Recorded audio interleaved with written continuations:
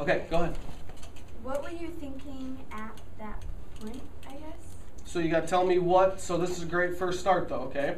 So you're going to want to start with some kind of closed question that lets me know what we're talking about. So, at the flood of 93, Good. what were you thinking at the point? What was going on and stuff? Yeah, good question. Well, I was outside on my porch actually when I could see kind of the waters start to creep up. And so I was like, we got to get out of here. We got to, grab the couple of valuables that we have and make sure we get, our pets and get, my whole family. We got to get out of here. And so first thing I thought to myself was about my family's safety. Okay. And then how dangerous was the water? It was really dangerous, and it was dangerous not just because of how high the water got, but also because of what was in the water.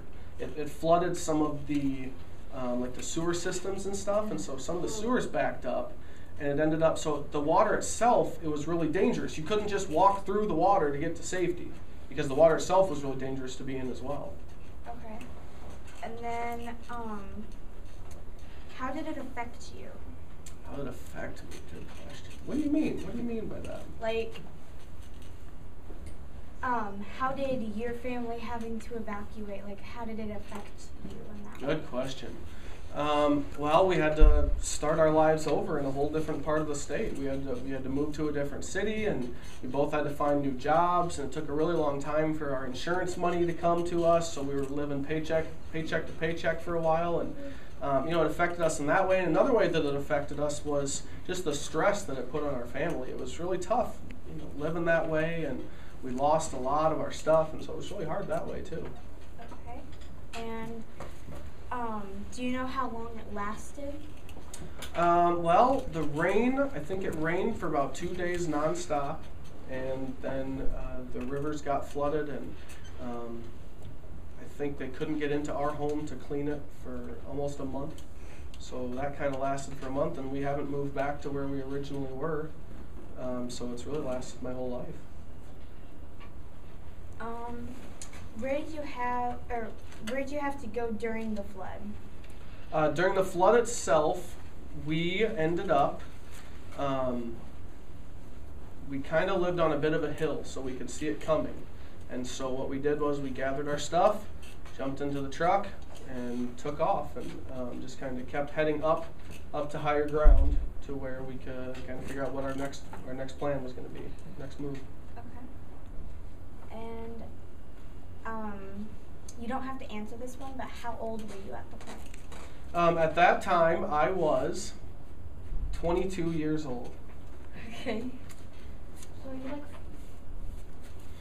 So you're like I'm making this stuff up. I don't know if you've realized that yet. Oh. Okay. You guys are hanging on my every word. I'm making it all up as we go. Okay. Did you understand what was going on at the point? I did. I was kind of freaked out. I mean, I knew what was happening. I could see the floods. I mean, we had the news was on. We knew what was going on, and we just knew we had to get out of there. Did you understand? Well, yeah. Okay. Well, here, let me stop you for a second, okay? Okay. So this is a good question. This came up in the last class too. What happens if the person I'm interviewing has already answered some of the questions that I'm going to ask? Okay. Well, one thing that you can do, and I would suggest that this is possibly the best way to do it, is that you can say, when you get to that question that's already been answered, you can say, well, you've already answered this question, but do you have anything else that you'd like to tell me about, and then fill in the question. Okay. Does that make sense? Yeah. So what you want to do is you want to acknowledge that they've already answered it, but you give them the chance to add anything else specifically related to that question. Okay? Okay. You probably already answered this question, but do you have anything else to add to this question? Did you understand what was going on at the point? Yeah, I think we knew what was going on. We had seen the news and everything. Okay. And at what point did you realize you were in danger? Well, as far as danger for our personal safety, I don't really feel like we ever really were. We could see it coming enough, and we had enough warning that we got out of there before anybody was really in that much danger. But as far as our house and all of our belongings, that stuff's gone. So it's pretty much when we saw the water coming up, we knew it was going to go. Okay. And what was life after the flood? Just trying to get back on our feet, trying to find new jobs, new place to live, just trying to start over somewhere new. Okay. How did you know where it was safe to go and where it wasn't? Well, the news did a really nice job. We could listen to the radio and we could hear kind of where the floods were going, and we could hear kind of where we could be, where it was safe to be. And so that was, we really want to thank the news for helping us out that way. I think they did a really nice job. I'll make this your last question, okay? Okay. How severe was the damage after the flood? Do you mean the damage to our place or everywhere, or what are you thinking?